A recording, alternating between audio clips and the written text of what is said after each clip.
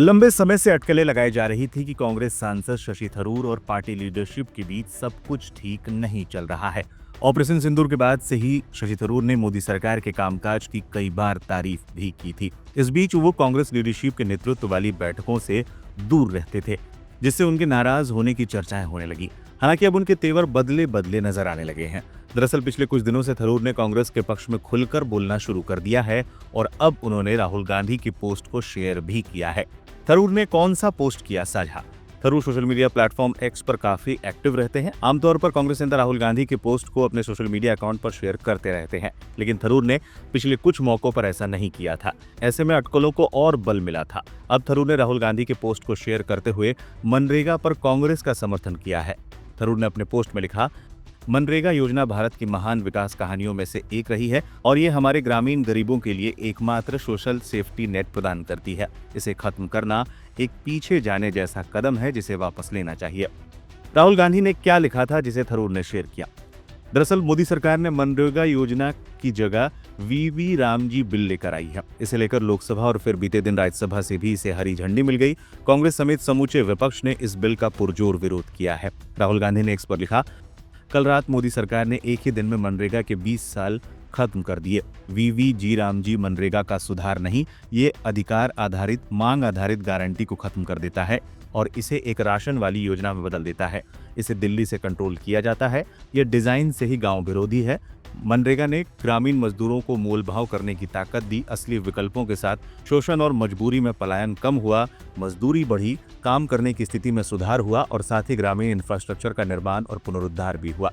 ये वही ताकत है जिसे ये सरकार तोड़ना चाहती है। काम को सीमित करके और इसे मना करके और इसके तरीके बनाकर वीवी रामजी उस एकमात्र साधन को कमजोर करता है जो ग्रामीण गरीबों के पास था। हमने देखा कि कोविड के दौरान मनरेगा का क्या मतलब था।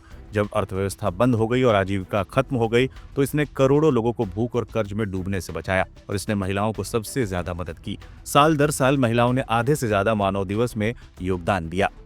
जब आप किसी रोजगार कार्यक्रम में राशनिंग करते हैं तो महिलाएं, दलित, आदिवासी, भूमिहीन मजदूर और सबसे गरीब ओबीसी समुदाय सबसे पहले बाहर हो जाते हैं।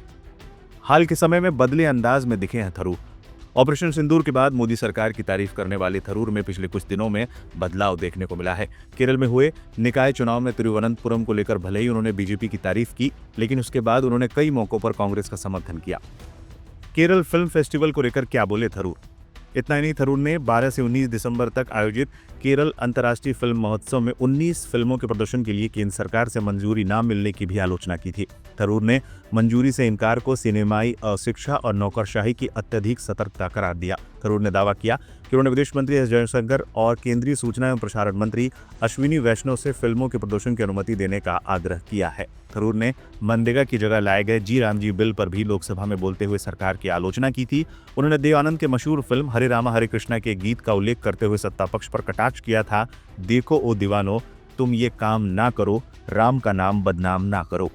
Thank you, Mr. Speaker. I'd like to also oppose the introduction of the proposed bill, the G. Ramji bill, which represents a deeply regrettable and retrograde step for our nation and our nation's commitment to the welfare of its most vulnerable citizens.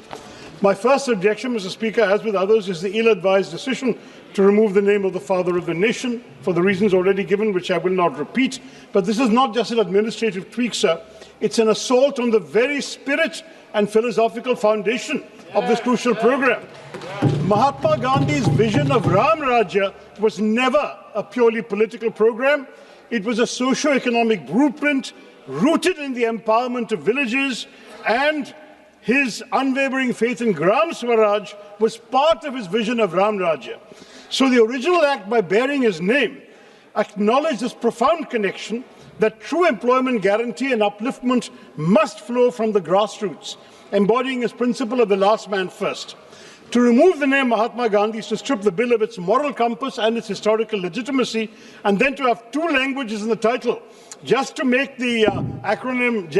Ramji, is not just a violation of Article 348 as pointed out in the previous discussion, but it also reminds me of a song, of a lyric from my childhood, sir.